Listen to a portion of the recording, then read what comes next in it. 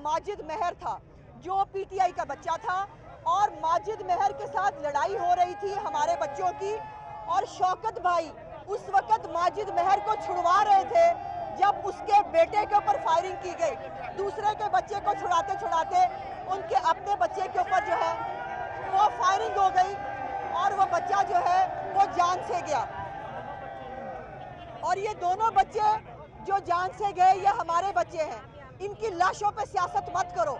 सारी जिंदगी Sania model town के जो मुतासरीन हैं उनकी लाशों पे सियासत करने वाले, कफन पहनकर निकलने वाले और अपनी लाश अपना तख्त जो है वो लाशों पे सजाने वाले आज फिर वही काम कर रहे हैं। और शर्म ये नहीं आ रही कि इस जिले से ताल्लुक है तुम्हारा, कैसे मुंह दिखाओगी, कैसे मुंह दिखाओगी इस शहर के लोगों को? उस्मान डार कैसे आओगे इस शहर के लोगों के सामने जिनके बच्चों को मरवाया है तुमने? जो 5 बच्चे जख्मी हुए हैं डस्का के अंदर, एक है तैयब, एक है हैदर, एक है कमरुज़्ज़मान, एक है शिराज और आखिरी बच्चा है साजिद महर जो माजिद महर का भाई है। और ये 5 बच्चे जख्मी हैं। इनमें से 2 बच्चों को गुजरावाला रेफर कर दिया गया है जिनमें से एक बच्चे के दिल पे गोली लगी है। मोहतरमा फिरदौस आशिक अमान साहिबा, उस बच्चे के दिल पे गोली लगी है। मैं पूछना चाहती हूँ जब ये फायरिंग हो रही थी क्यों खामोश तमाशाई था रिटर्निंग अफसर? मैं पूछना चाहती हूँ क्यों खामोश तमाशाई थी पुलिस और रेंजर्स और किसी ने इनको रोकने की कोशिश नहीं की? और अगर ये मैं मान भी लूँ कि ये मुस्लिम लीग नून के लोग थे फिर पकड़ा क्यों नहीं? क्यों नहीं पकड़ के आगे पुलिस के सामने ला के पेश किए कि ये लोग हैं? दनदनाते फिरते रहे इन सड़कों के ऊपर वो मोटरसाइकिल वाले। और मैं अभी एक वीडियो शेयर कर रही हूँ अपने मीडिया के ग्रुप के अंदर जिसके अंदर अली असजद मल्ही जो पीटीआई का कैंडिडेट है उसके गार्ड्स उसके सामने फायरिंग कर रहे हैं और मल्ही साहब वहां साथ खड़े हैं। ये वीडियो भी मैं आपके साथ शेयर कर रही हूँ। कितना छुपोगी, कितना झूठ बोलोगी? खुदा के खौफ से डरो। बच्चों की लाशों पे भी तुम्हें बातें करते और सियासत करते शर्म नहीं आई? अल्लाह का करम है, मैं उसकी ज़ात से 100 दफ़ा डर के कहना चाहती हूँ अभी तक जितने रिजल्ट्स आ रहे हैं उस सब में शेर आगे है। और यही तकलीफ थी, यही प्रोग्राम था कि शेर ने हर जगह से शेर ने निकलना है, सारा को कम किया जा सके। टर्न आउट तुमने जितना मर्जी कम करने की कोशिश की लेकिन जितना भी टर्न आउट हुआ है उसमें शेर जीता है। अल्लाह के करम से शेर को लीड हासिल है और उसकी ज़ात से डर के कहती हूँ कि परवरदिगार की ज़ात होती है इज़्ज़त और ज़िल्लत देने वाली, तुम जैसों के हाथ में, इसीलिए अल्लाह ताला ने इज़्ज़त और ज़िल्लत नहीं रखी। मैं सिर्फ ये कहना चाहती हूँ कि इन बच्चों का जो 2 बच्चे हैं, एक पीटीआई का बच्चा और एक जो पीएमएलएन का बच्चा है और जो 5 इंजर्ड है, इनके खिलाफ एफआईआर उस्मान बुज़दार और उसकी हुकूमत के खिलाफ दर्ज होगी क्योंकि उस्मान बुज़दार पूरी हुकूमत पंजाब के साथ खामोश तमाशाई थे और उन्होंने बच्चों को मरने के लिए छोड़ा, पुलिस को इस्तेमाल किया, पुलिस ने ठप्पे लगाए, पुलिस ने जो है वो रेंजर्स ने गिरफ्तार किया इनके एसएचओ को, हमने गिरफ्तार नहीं किया जब कत्ल हो चुके थे उसके बाद। तो इसलिए हकायक को सामने लाना बहुत ज़रूरी है। मैं जो पीटीआई के भी बच्चे ज़ख्मी हुए हैं, जो पीटीआई का भी बच्चा शहीद हुआ है, मैं दिली ताज़ियत करना चाहती हूँ उनके वालिदैन के साथ, उनके ख़ानदान के साथ। ये जो गंदगी, गाली और गोली का कल्चर पीटीआई की हुकूमत इस पॉलिटिक्स के अंदर लेके आई है उसका खमियाजा न जाने हमें कहाँ कहाँ कैसे कैसे भुगतना पड़ेगा। यही खौफ था जिसके लिए हम 3 दिन से राना सनाउल्लाह साहब भी, मैं भी, तमाम पार्टी लीडर्स भी, ख्वाजा साद रफीक साहब, जावेद लतीफ़ साहब, हम सब कह रहे थे कि खुदारा कानून को हाथ में मत लीजिए, खुदारा रियासत को इस्तेमाल मत कीजिए, लेकिन नहीं सुना और उसका खमियाजा आज ये गरीब ख़ानदान भुगत रहे हैं जिनके जवान बच्चे गए हैं। सो शर्म आनी चाहिए फिरदौस आशिक अवान को इन बच्चों की लाशों पर सियासत करते हुए। मैं दिली तौर पर दोबारा बहुत रंजीदा हूँ। मैं पीटीआई के जो बच्चे ज़ख्मी हैं या जो एक शहीद हुआ है उनके साथ भी मैं इजहार ताज़ियत करती हूँ और मैं समझती हूँ कि इसकी तहकीकात होनी चाहिए, इन पे एफआईआर काटे पंजाब हुकूमत के ऊपर, उस्मान बुज़दार के ऊपर, और सामने लेके आए कि ये सारे इस जो डस्का शहर में राना सनाउल्लाह साहब के यहाँ से निकलते, यहीं बैठे थे वो, यहाँ से निकलते ही इकट्ठे 5 पोलिंग स्टेशन पे एक वक्त में जो है वो फायरिंग की गई और उसके बाद ये सानहा जो है ये पेश आया। पता नहीं इमरान खान का बुग़्ज़, इमरान खान का हसद, इसकी गाली और गोली की सियासत कितने बच्चों की जान लेगी, तो इसके सीने में ठंड पड़ेगी। अपने बच्चे मौजे करें और दूसरों के बच्चे इस तरह सड़कों पर मारे जाएं, इनको शर्म आनी चाहिए।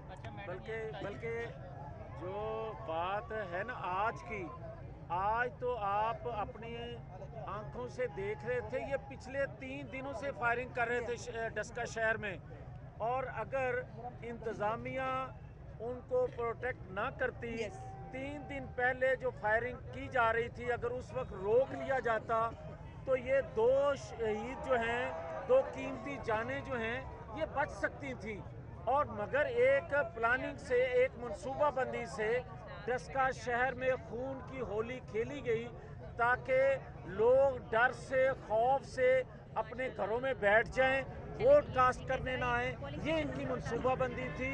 मगर हम बता रहे हैं कि हम इंतज़ामिया, ये जो छोटे छोटे DSP या कोई SHOs हैं, इनके खिलाफ कोई एक्शन नहीं, हम एक्शन लेंगे। बुज़दार के खिलाफ हम एक्शन लेंगे। इमरान खान के खिलाफ जो पिछले कई दिनों से इंतज़ामिया को यरगमाल बनाकर उनको कह रहे थे कि अगर ये इलेक्शन तुमने जीत कर ना दिया तो किसी जगह नौकरी नहीं कर सकोगे, मगर उन्होंने नौकरी बचाई, कीमती जानें ज़ाया कर दी। इसका हिसाब इमरान खान को और बुज़दार को देना पड़ेगा। क्या आप जिम्मेदारी से इस बात को तस्लीम करेंगी अगर आज़ादाना तहकीकात होती है, चाहे वो नून लीग या PTI या किसी और जमात के वो कारकुन निकलते हैं, तो आप नून लीग जमात अपने कारकुनात के पीछे नहीं आएगी, उनका साथ नहीं देगी जिन्होंने फायरिंग की? भाई कमाल सवाल, बहुत बहुत मेहरबानी, कमाल सवाल है आपका। यानी जो हुकूमत की सरपरस्ती में गुंडागर्दी होती रही, जो हुकूमत की सरपरस्ती में पुलिस के सामने फायरिंग होती रही, अगर वो PMLN के लोग होते ना, तो आप बेहतर जानते हैं उनको अभी तक फांसी पे टांग दिया होता। और ये PTI के लोग ही थे जो अभी तक खलाई मखलूक हैं, जो निशानदही भी नहीं हो सकती, जिनको आज तक पूछा नहीं जा सकता। और पोलिंग रोकी जाती रही सिर्फ ये कह के, मेरे पास वो फुटेज भी मौजूद है SHO की, वो कहता रहा जब तक निशानदही नहीं होगी कि लोगों ने जो है वो फायरिंग की है, तब तक पोलिंग नहीं होगी। 3-3, 4-4 घंटे फायरिंग का बहाना बनाकर पोलिंग रोकी गई। और मैं समझती हूँ कि फायरिंग जो एक साइड से हो या दूसरी साइड से हो, जो वन साइडेड पोलिंग जो फायरिंग की गई है इस वक्त डस्के की सड़कों पे आपने भी देखा, पूरे कैमरे की हर आंख ने देखा। ये कोई यहाँ पर नकाबपोश लोग नहीं फिर रहे थे, इसके ऊपर तहकीकात होती। अभी तक अगर कोई हमारा लोग होते वो कभी के फांसी चढ़ गए होते। ये इन्हीं के लोग हैं जिसको, और उस्मान डार जो है वो, उसने आज टाइगर फोर्स बुलवाई हुई थी। उस्मान डार साहब की आज टाइगर फोर्स जो है उसने आज यहाँ पर दादागिरी की है। ये टाइगर फोर्स के लोग थे जो मुख्तलिफ इलाकों से आए हुए थे और उन्होंने यहाँ आकर फायरिंग की है, और वो ये तमाम हालात बिगाड़ने में जिनका रोल है। उस्मान डार मेन कल्प्रिट है इस सारे सानेहात के पीछे, और वो मास्टरमाइंड है। इसलिए ये जो उसने बड़ा एहसान किया था कि उसने मावने खसूसी का चंद दिन के लिए ओहदा छोड़ा, तमाशा बना लिया है। हुकूमत के ओहदे भी तमाशा है, ये मुल्क भी एक तमाशा है, आते हैं तमाशा करते हैं चले जाते हैं। उस्मान डार के, मैं कहती हूँ हुकूमत पंजाब से, अगर इस सारे वाक़े का खुरा निकालना है, उस्मान डार को अरेस्ट करें। वो अपने टाइगर फोर्स के नाम भी बताएगा और पता चल जाएगा कि डस्के की सड़कों पे कौन फायरिंग करता रहा है। ये बताएं कि यहीं पर वो फायरिंग हुई, फिर माहौल कशीदा हुआ, आप जाहिर है कि सारी मॉनिटरिंग करते गए खूब, तो क्या समझते हैं किस हद तक टर्नआउट जो है वो मुतासर हुआ है, आपके वोट कितने जो है वो कास्ट नहीं हो सकते? मैं समझ रही हूँ कि इस खाली पोलिंग स्टेशन में 3 घंटे से ज़्यादा पोलिंग बंद रही है, और ये वो थिकली पॉपुलेटेड एरियाज़ हैं जहाँ पर हज़ारों की लीड जो है वो डस्के से शेर को हमेशा मिलती रही है। असद मल्ली साहब यहाँ से जमानतें जब्त करवा के निकलते रहे हैं, और यहाँ पर ही इनकी जमानत जब्त होनी थी। यही खौफ था कि जो हमारे थिकली पॉपुलेटेड एरियाज़ थे वहाँ पर पोलिंग बड़े तरीके से, बड़े ऑर्गेनाइज तरीके से जो है वो रोकी गई, लेकिन उसके बावजूद भी टर्न आउट कम ज़रूर हुआ। हमारे लोगों को, बहुत सारे लोग, मेरे पास वो फुटेज मौजूद है कि ख़वातीन को जो है वो अंगूठे लगवा के भेज दिया गया, आपको दोबारा वापस बुलाते हैं, और बैलेट पेपर उनके अंदर ही रह गए। सो ये इन्होंने जो भी कर लें, उसके बावजूद अल्लाह के करम से अगर परवरदिगार ने शेर के मुकद्दर में इज्जत लिखी है तो कोई ज़मीन का फ़िरौन उसको नहीं रोक पाएगा, शेर को इज्जत मिल के रहेगी। रिजल्ट आ रहे हैं उसमें हम देख रहे हैं कि नून लीग की लीड है काफ़ी, और कुछ रिजल्ट ऐसे भी जहाँ पे पीटीआई लीड कर रही है, तो क्या आप समझते हैं जहाँ से पीटीआई लीड कर रही है वो फेयर रिजल्ट है?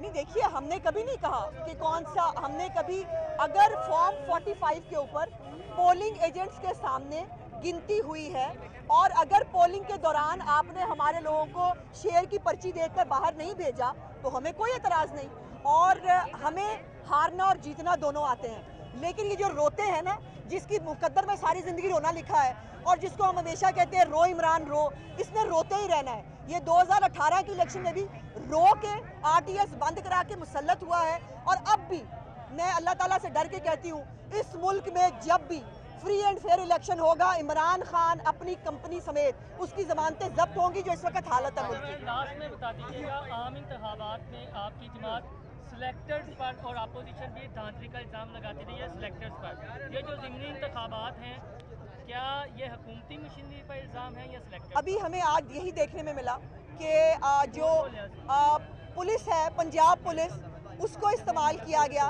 पंजाब पुलिस के सरकारी जो वसाइल हैं उनको इस्तेमाल किया गया, और हमें खामखा किसी पे इल्ज़ाम लगाने का शौक़ नहीं है।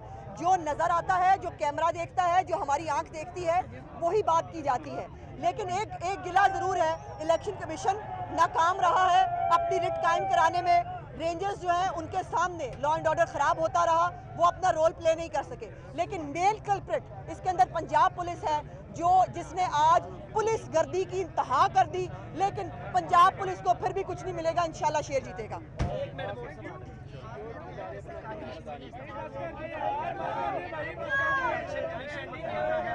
चले जी, ओके, थैंक यू।